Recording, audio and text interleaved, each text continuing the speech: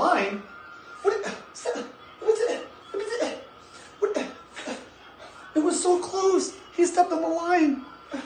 How do you step out of bounds? Who created this? This is so stupid. I'm done.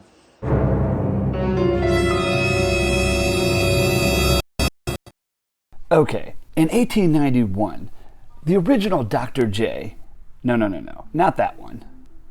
Dr. James Naismith introduced the world to the greatest game ever created. You know, basketball. The doctor had a very simple purpose: provide a game for his students to be able to play indoors to avoid those brutal Massachusetts winters, while still promoting healthy competition and teamwork.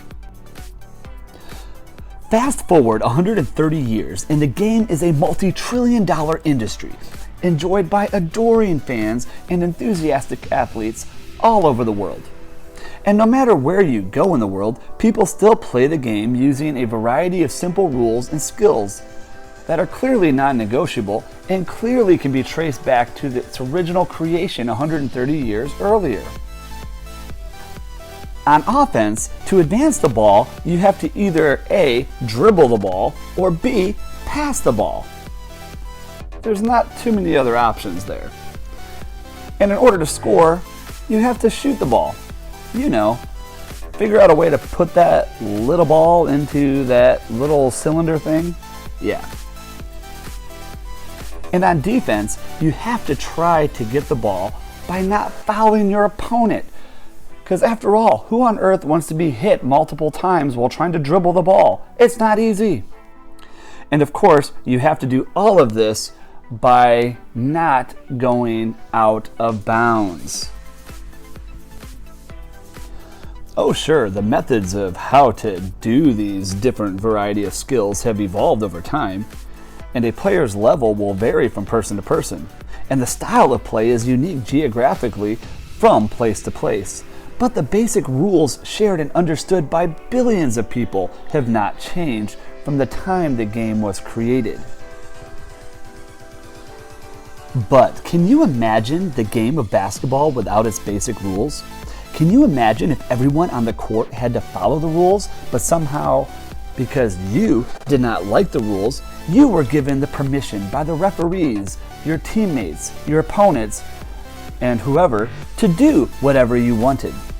After all, the referees and all these people, they don't want to hurt your feelings, because heaven forbid we hurt people's feelings in sports.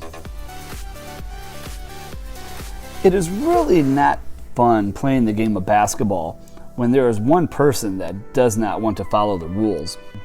It is like there are two games happening simultaneously. The game of basketball, which most people are trying to play, and whatever the other game is that one person insists on playing. Eventually, other teams who hate losing to you begin to complain, and thus other players are given permission to not follow the rules as well. It does not take long to see where this all leads. Before you know it, the game that was once basketball, that was created by Dr. James Naismith, is no longer basketball. It is now a free-for-all with subjective rules and no more need for referees. Fans no longer cheer, and now players who once enjoyed the game no longer play. And all you have really left are those people who look back on the good old days and say, you remember when basketball was, basketball? The rules of basketball are what makes basketball what it is. Without the basic rules, there is no longer basketball. Oh sure, you can challenge the rules and play the way you want.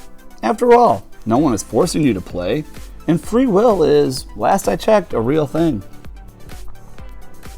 God created life. He created us male and female in His image. He gave us rules and guidelines to play by.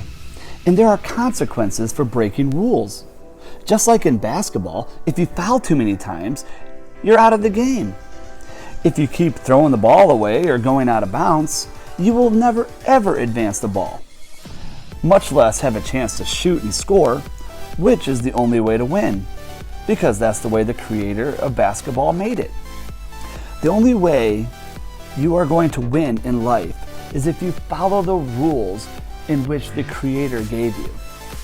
But I think it's important for us to understand, if we are not going to play by the rules that the creator of life gave us, then don't insult the creator and call it life.